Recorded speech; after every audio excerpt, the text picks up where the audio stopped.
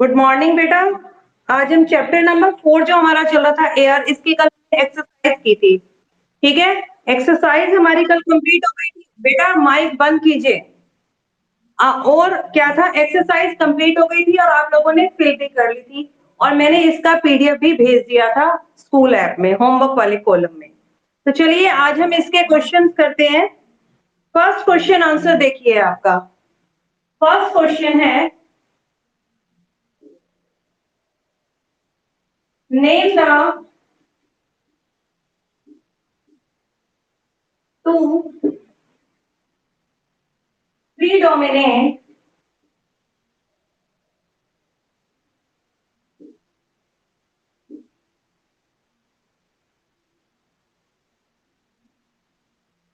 predominant gases in the atmosphere।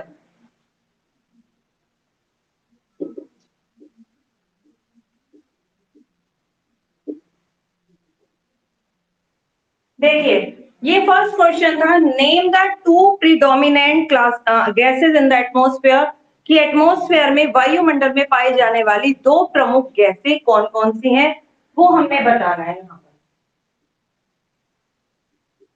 Nitrogen 78%, oxygen 21%। Mic बंद करो जिसका भी ओपन है। Question number 2, what is the greenhouse effect?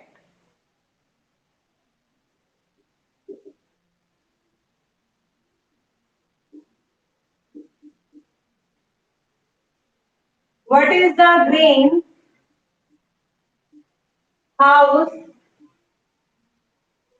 effect?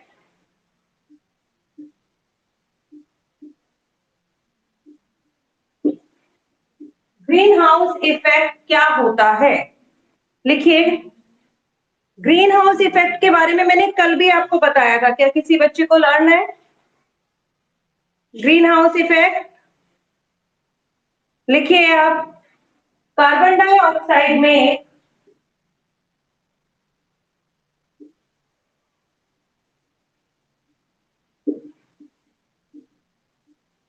Carbon dioxide makes up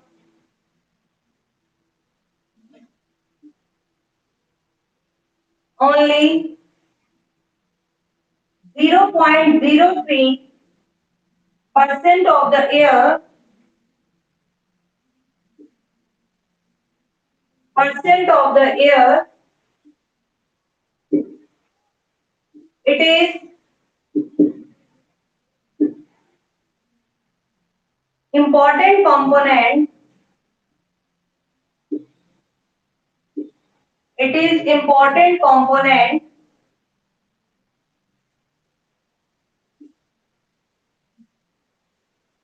of the air. It plays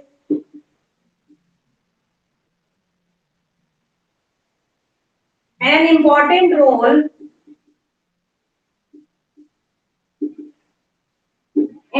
role by trapping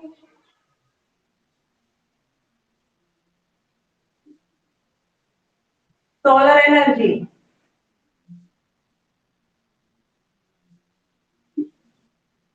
By trapping solar energy, this phenomena is called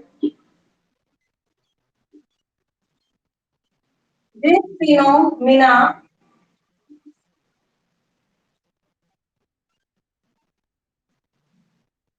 this phenomenon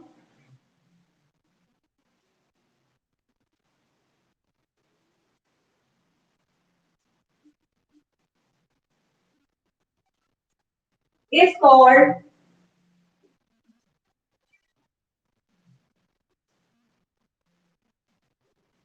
the greenhouse effect.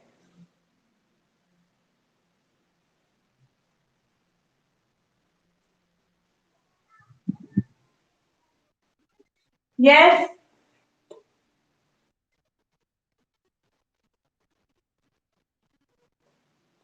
Yes, nitrogen.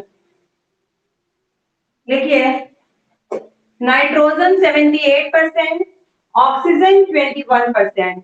What is the greenhouse effect? Greenhouse effect क्या होता है? Carbon dioxide make up only 0.03%। Carbon dioxide जो है सिर्फ वायुमंडल के अंदर कितनी है? 0.03% है। It is important component of air, फिर भी ये एयर का एक इंपॉर्टेंट कंपोनेंट है। It play an important role, ये एक बहुत ही इंपॉर्टेंट रोल निभाता है बाय ट्रैपिंग सोलर एनर्जी, सूर्य की एनर्जी को ट्रैप करने में, सूर्य जी की एनर्जी को अपने अंदर समा लेती है हमारी अर्थ, जो ये कार्बन डाइऑक्साइड ट्रैप कर लेती है उसे। This phenomena is called green house effect. इसी तथ्य को हम ग्रीन हाउस इफेक्ट कहते हैं। लिख लीजिए सभी बच्चे, जल्दी करिए।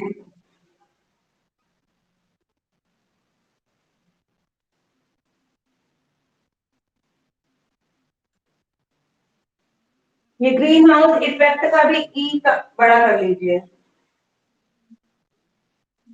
हो गया, सभी का फर्स्ट क्वेश्चन कंप्लीट है। बेटा बोलना नहीं है, आपने माइक बंद कीजिए अपना।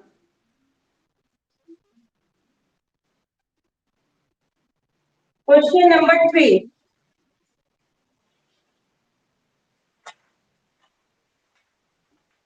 क्वेश्चन नंबर 3 है, what is the role of ozone in the atmosphere?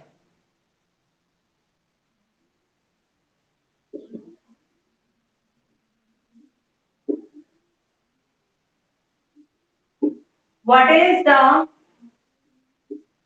Role of ozone in the atmosphere?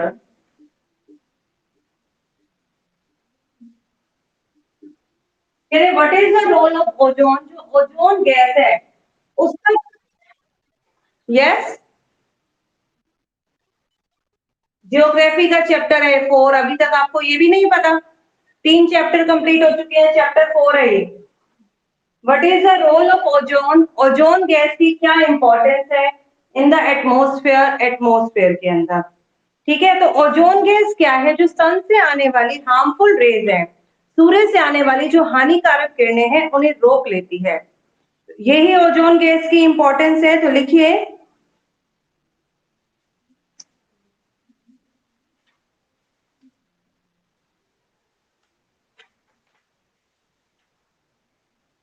लिखिए, it protect us,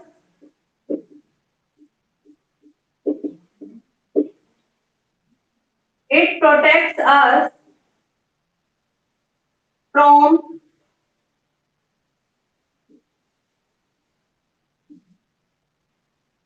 harmful ultraviolet,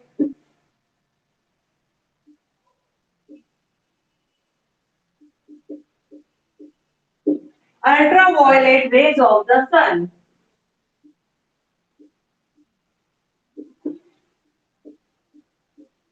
क्या इंपॉर्टेंस है? इट प्रोटेक्टर्स, ये हमारी रक्षा करती है फ्रॉम द हार्मफुल, हानिकारक अल्ट्रावायलेट रेज, जो पराबैंगनी किरणें हैं, ऑफ द सन, सूर्य से आने वाली उन किरणों से हमारी रक्षा करती है। ये जो ओजोन लेयर है आपकी स्ट्रेटोस्फेयर में पाई जाती है। यदि ये ओजोन लेयर नहीं हो तो क्या हो, हमारी पृथ्वी पर बहुत सारी बीमारियां लोगों को लग सकती हैं। यहाँ तक कि क्या है बेटा, इस ओजोन लेयर के अंदर अभी एक छोटा सा छेद, होल हो गया है, जिसके कारण सन की ये हार्मफुल रेज हमारी अर्थ तक आती हैं। लोगों को स्किन कैंसर, एलर्जी, कई टाइप की बीमारियां लोगों को हो रही हैं। Question number 4।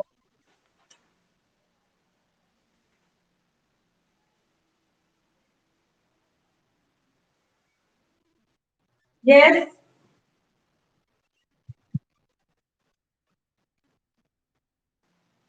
ये आपकी हीट के कारण, ठीक है, ग्लोबल वार्मिंग हो रही है, टेम्परेचर इंक्रीज हो रहा है, इस कारण इसके अंदर होल हो गया है।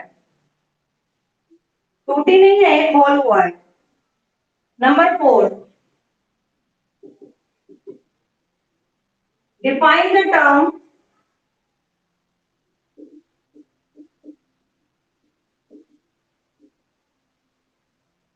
the term precipitation.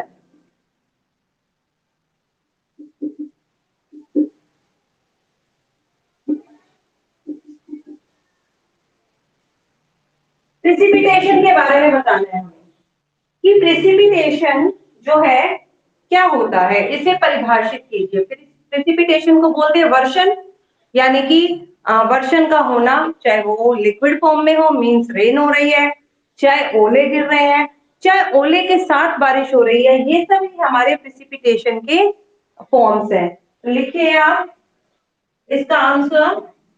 Question number 2 complete है सभी का।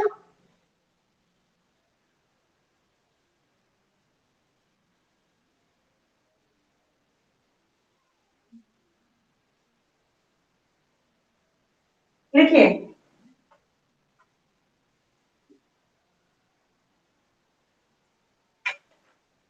Precipitation is the process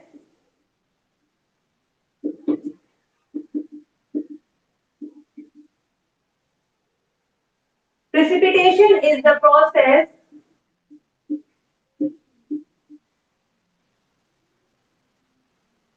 of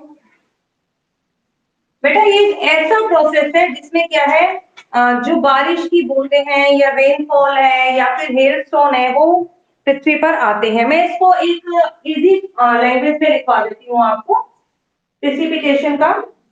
the coming down of moisture, ऐसे लिखिए, the coming down of moisture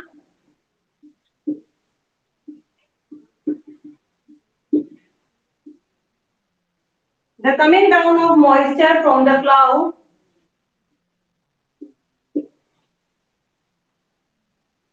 clouds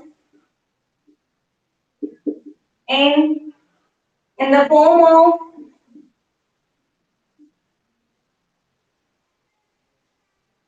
rain,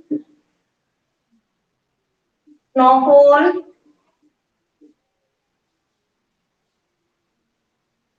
hail or sleet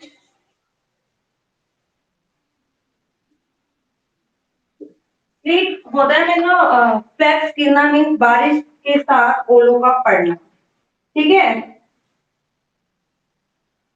the coming down मतलब नीचे की तरफ आना, मॉइस्चर नमी का, फ्रॉम द क्लाउड्स बादलों में से, in the form of rain बारिश के रूप में, स्नोफॉल के रूप में, हेल और स्लीट के रूप में, इज नॉट एज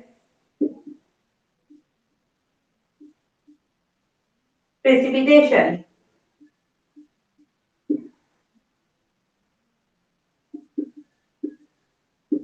इसे हम प्रेसिपिटेशन या फिर वर्षण कहते हैं। Next question,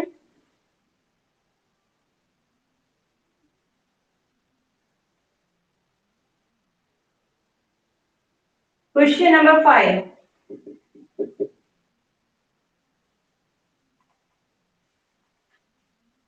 how are clouds form, बादल कैसे बनते हैं। हाउ आर क्लाउड्स फॉर्म, बादल कैसे बनते हैं। लिखिए, अभी पूछती है बेटा, एक बार लिखवा दो।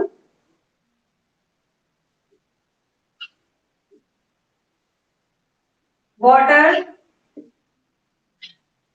evaporates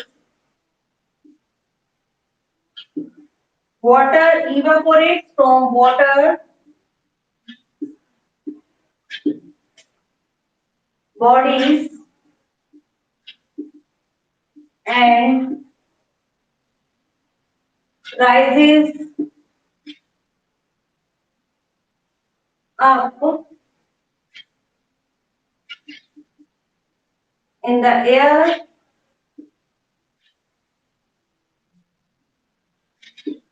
कि वाटर इवापोरेट होता है, बाष्पित होता है फ्रॉम द वाटर बॉडीज, सभी जलाशयों से, जैसे ओशन है आपके, सीज है जो वाटर बॉडीज है, and rises up in the air और एयर में ऊपर राइज अप मतलब ऊपर की तरफ उठ जाता है।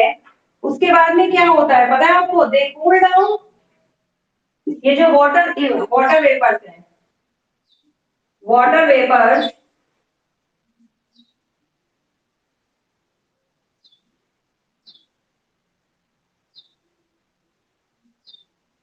Vapours cool down,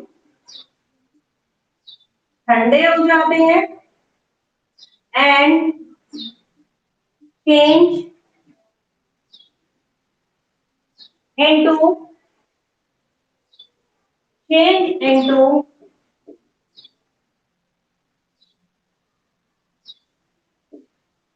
droplets of water, droplets of water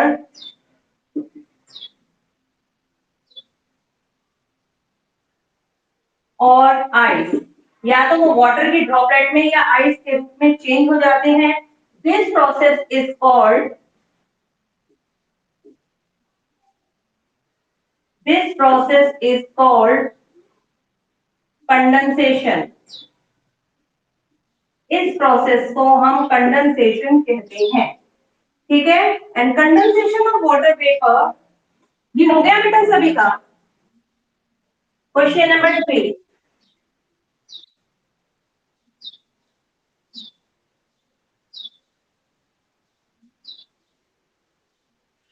condensation of water vapour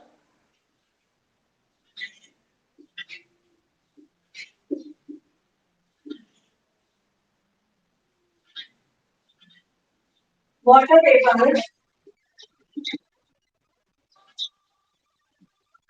yes, condensation of water vapor result in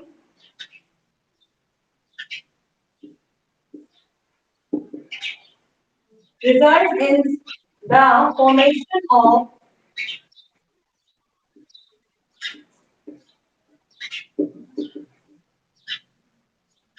formation of clouds।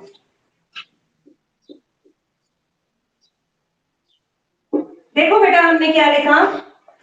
Water evaporate, पानी वाष्पित होता है, वाष्प बनकर उठ जाता है फ्रॉम द वाटर बॉडीज से, and rises up in the air, और एयर में ऊपर की तरफ उठता है।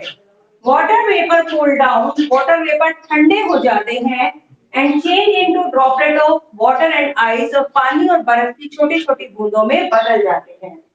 This process is called condensation. इस प्रोसेस को हम कंडेंसेशन कहते हैं, हिंदी में बोला जाता है संघनन। Condensation of water vapour result in the formation of clouds.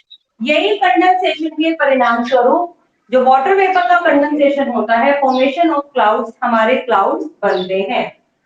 कीजिए, ये 5 क्वेश्चन हो गए आपके कंप्लीट।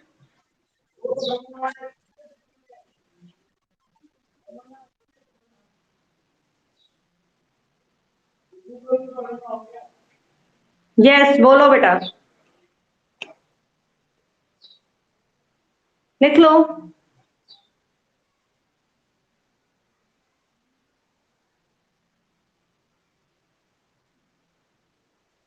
हो गया बेटा?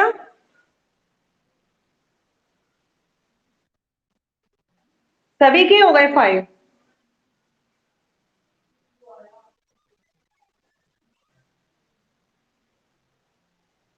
चलिए जल्दी कीजिए, करिए, बस बात मत कीजिए, बार बार माइक ऑन मत करो बेटा, पिक्चर डिस्कनेक्ट होती है।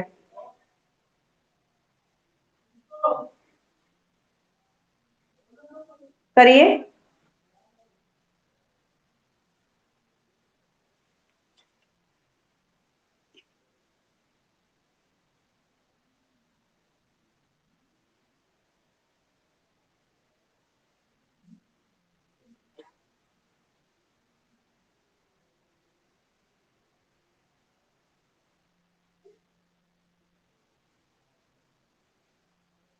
करिए करिए बेटा, जल्दी कीजिए।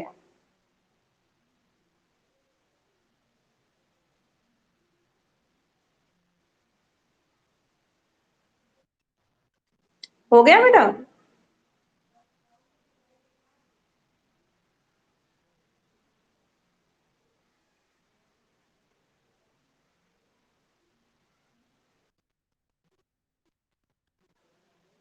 कर लो कर लो। काफी देर लगा रहे हो लिखने में।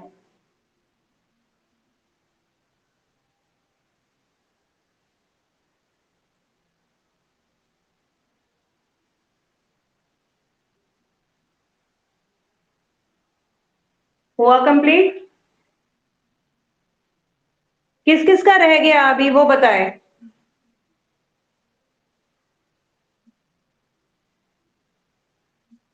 किसका रह गया?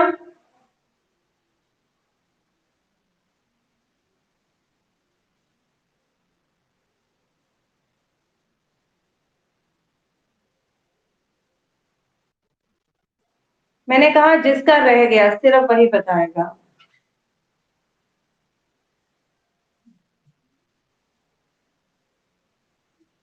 दिया।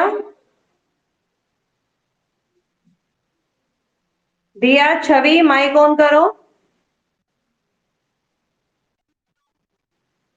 हो गया आप लोगों का? बेटा ये तो सभी की आ रही है, आपके नेटवर्क प्रॉब्लम होगा कुछ। सभी को दिखाई दे रहा है ना बोर्ड तो? ठीक है बेटा। ओके। दिया आपके वहां नेटवर्क प्रॉब्लम होगी, बाहर बैठो थोड़ा। माइक बंद कर दो।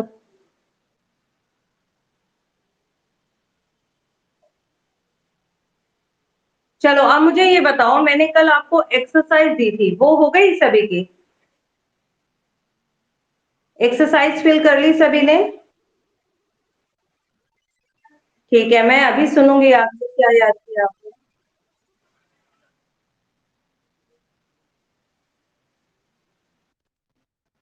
हाँ जी बोलो। बेटा आपका नाम? कौन सी क्लास में हो आप? A4 में? मैंने तो आपको पहले कौन सी क्लास में थे आप? मेरी क्लास में आते थे आप या इंदिरा मैम की? मेरी क्लास में थे। मैं अपना कैमरा ऑन करना।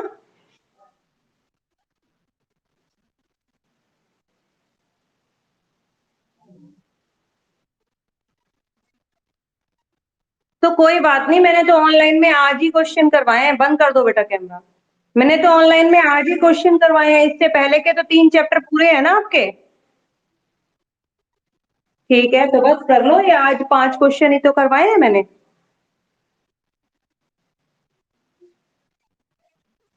और कल की जो एक्सरसाइज करवाई थी उसका भी मैंने PDF भेज दिया था कल। चलिए कर लीजिए। नूपुर एक बार बेटे आपकी नोटबुक दिखाना, कैसे लिख रहे हो आप?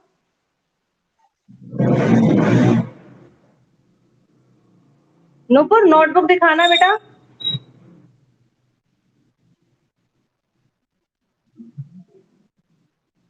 नूपुर।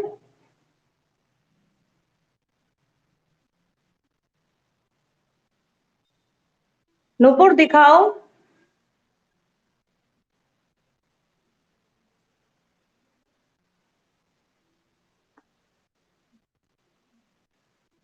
नूपुर। बेटा कैमरा ऑन करो। अपनी नोटबुक दिखाना, यही वाले 5 क्वेश्चन जो लिखे हैं, यही वाले 5 क्वेश्चन दिखाओ।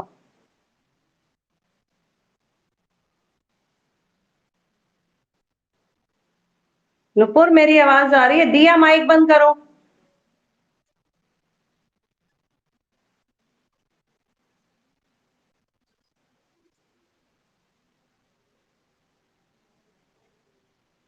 नूपुर।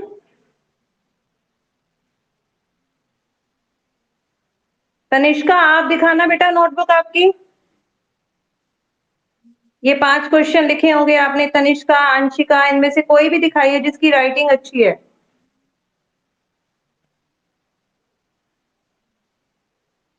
किसी के पास में भी नहीं है?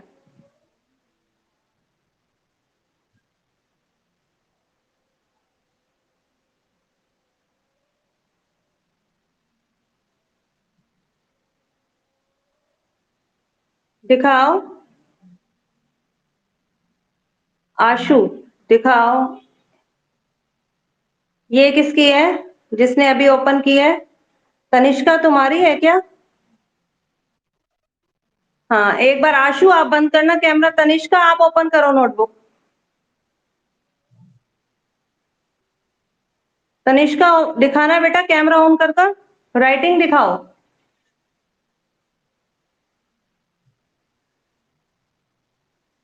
क्लियर नहीं आ रही बेटा, ऐसा करो तनिष्का, आज के 5 क्वेश्चन की मुझे पिक भेज दोगे? तनिष्का, ये 5 क्वेश्चन मेरे व्हाट्सएप पर अभी सेंड कर देना क्लास होते ही। ठीक है, चलिए अभी निकालिए, एक्सरसाइज निकालिए सभी। अपनी अपनी बुक बंद कर दो, बुक बंद रखेंगे सभी, किसी की भी बुक ओपन नहीं होगी। अब मुझे बताइए, लू इज एन एग्जाम्पल ऑफ, लू किसका एग्जाम्पल है? बताइए, कौन बताने वाला है? हाँ, लू कौन सी विंड है? Local wind. और मानसून विंड किसका एग्जाम्पल है? मानसून विंड, बोलिए। कल मैंने बताया भी था आपको, मानसून विंड है पीरियोडिक विंड का एग्जाम्पल। किसका एग्जाम्पल है? पीरियोडिक विंड का। हाउ और बताइए आप। Fill up is use for finding the direction of wind, direction of wind. किसका इस्तेमाल करते हैं हम विंड की डायरेक्शन को यूज करने के लिए? कौन सा एक ऐसा इंस्ट्रूमेंट है जिसके द्वारा हम विंड की डायरेक्शन का पता लगा सकते हैं कि विंड किस दिशा से किस दिशा में जा रही है? वाइंड वाइन नहीं, विंड वेन। क्या कहा जाता है उसे? Wind vane. और विंड की स्पीड को किससे मेजर करते हैं हम? विंड की स्पीड को बताइए। आप लोगों ने बुक ओपन कर रखी है क्या? बुक बंद कीजिए अपनी, मैं कैमरा ओपन करवा लूंगी सभी का। बताओ मुझे आप। एनीमोमीटर, किसके द्वारा करते हैं हम? एनीमोमीटर। और रेनफॉल को हम कैसे मापते हैं? रेनफॉल, रेनफॉल को किससे मापा जाता है? देखो बेटा, कुछ आपने ये टॉपिक याद रखने हैं। देखिए सुनिए, आपकी जो रेन है, रेन को मापते हैं हम रेन गोज के द्वारा। ठीक है, रेन गोज से रेन मापी जाती है। 6 minimum and maximum temperature, maximum and minimum temperature, 6 maximum and minimum temperature से हम किसको मापते हैं? टेम्परेचर को। ठीक है। और wet and dry bulb thermometer, wet and dry जो बल्ब थर्मोमीटर है उससे हम ह्यूमिडिटी को मापते हैं। किसको मापते हैं? ह्यूमिडिटी को। विंड की स्पीड को एनीमोमीटर से एंड विंड की डायरेक्शन को विंड वेन से मापा जाता है। ठीक है, आप फिर से देख लीजिए। Wind vane, direction of wind. Anemometer, speed of wind. ठीक है। Temperature, 6 maximum and minimum thermometer या ठीक है। और प्रेशर, प्रेशर को मापते हैं बैरोमीटर से। Pressure barometer, humidity wet and dry bulb thermometer, rainfall rain gauge and wind speed anemometer. ये आपने याद करने हैं, कि ऐसा नहीं कि आपने इन्हें छोड़ देना है। स्टडी ऑफ वेदर, वेदर की स्टडी को क्या कहा जाता है? एनीवन? वेदर की स्टडी को क्या कहते हैं? बताइए। मीट्रियोलॉजिस्ट, मीट्रियोलॉजिस्ट नहीं, मीट्रियोलॉजी बोलते हैं उसे। ठीक है। अच्छा मुझे बताइए, कौन सी ऐसी लेयर है जो ओजोन से रिच है? स्ट्रेटोस्फेयर। ठीक है। And what is the role of ozone in the atmosphere?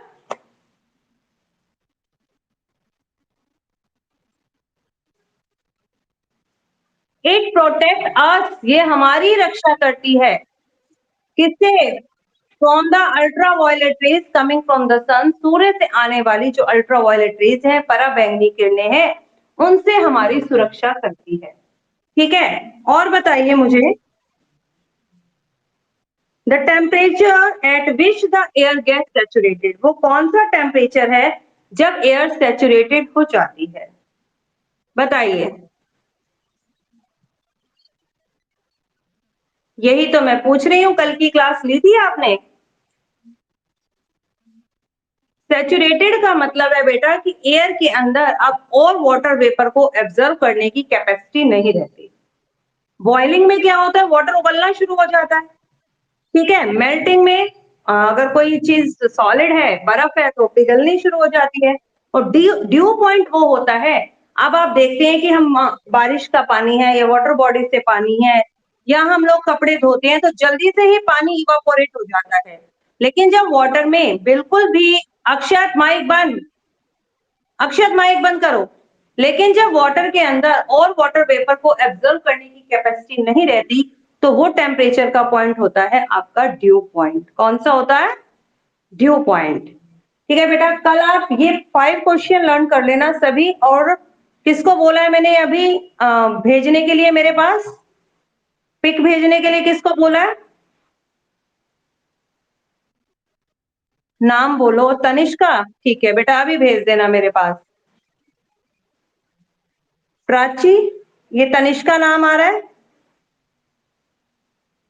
Prachi कहाँ पर है? प्राची तो दिख नहीं रही है। प्राची कहाँ पर है? ये तो मनीषा, धर्मेंद्र, सागर, दिया, नुपुर, अंशिका, तनिष्का, आशु, खुशी, अक्षत, प्रिंस। बताइए, बताओ प्राक्षी कौन है?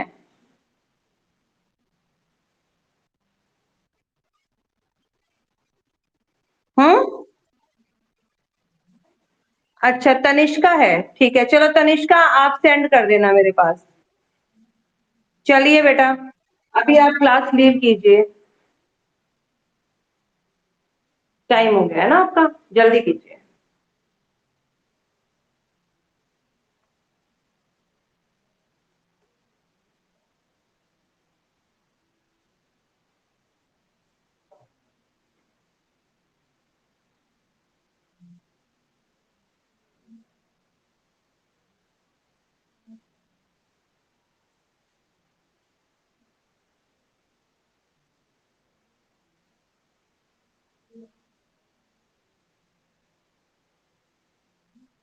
जल्दी करो, लीव करो। दिया, प्रिंस लीव करो।